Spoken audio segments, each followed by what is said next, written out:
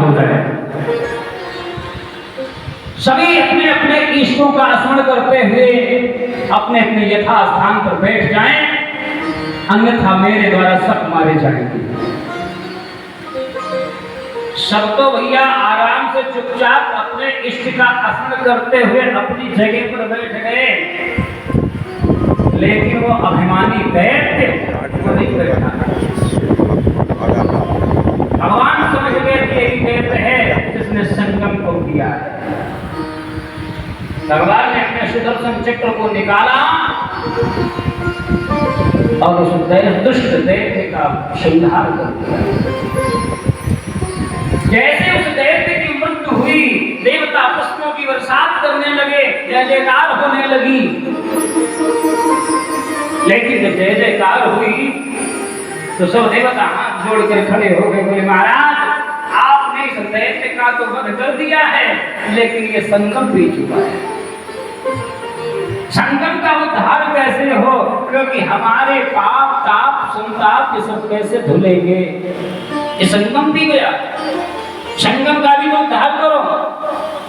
तो भगवान ने देवताओं को धैर्य बधाया, कहा देवताओं तुम निश्चिंत हो जाओ, संगम का भी उद्धार करेंगे।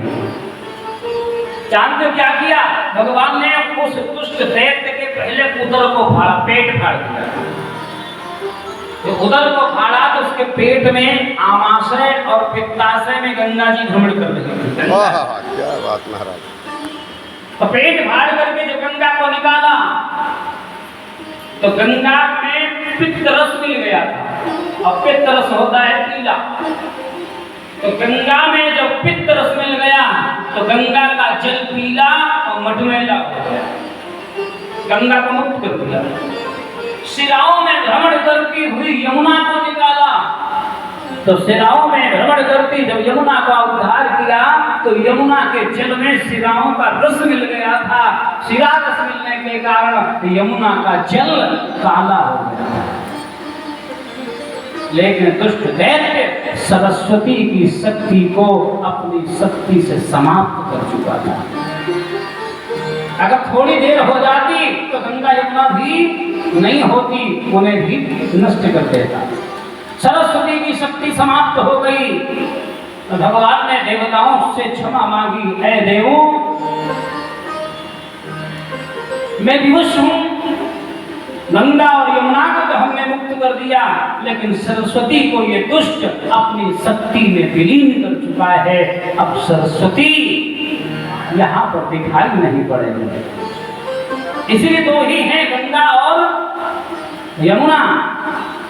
सरस्वती दिखाई नहीं पड़ती, गुप्त बताते गुप्त है, गुप्त कहाँ गई? तो दैत्य पी गया, खत्म कर दिया उसने। गंगा और यमुना केवल दो हैं। बंधुओं, भगवान माधव सभी देवताओं को आशीर्वाद दे करके अंतर ध्यान हुए। उन्हीं माधव का पूजन जानते हो किसने किया था? भगवान राम ने भी उनका पूजन किया। वनगमन में कब? जब भगवान 14 वर्ष के लिए वन को गए तब किए थे। शायद आपने नहीं सुना है, रामायण में है कथा। बदल जाता है माघ मकर गत रवि जब होई, तीरथ पति आव सब कोई, पूजहि माधव तद जल जाता, परसिल छय बट हर्षित गाता। पूजहि माधव, इन्हीं माधव का पूजन करते थे। राम ने कब किया?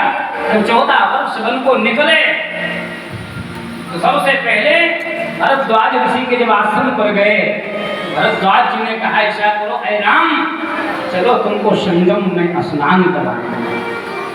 और जो संगम में स्नान कर लेता है उसके पाप ताप संताप सब नष्ट हो जाते हैं। और तुम वन को आए हो, बड़े दुखी हो, और वहीं पर माधव का पूजन करना है। अक्षय वट है, अक्षय वट का पूजन करो। अक्षय वट का जो पूजन करता है उसका सारा शोक नष्ट हो जाता, सारा दुख चला जाता है। आओ स्नान करो। भरद्वाज जी संगम में स्नान करवाने को गए। तो जब संगम में स्नान करने लगे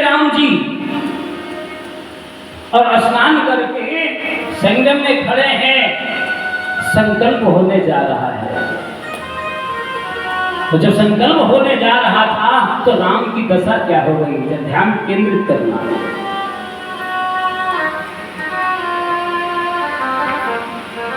राम जी स्नान करके खड़े हो गए। वनवासी राम ने वियोग तो सभी का सहा, पर भरत वियोग राम से नहीं सहा गया। आओ एक भाव तुम्हें भैरव बतावे आज, कवि कोविदों की कल्पना में जो कहा गया।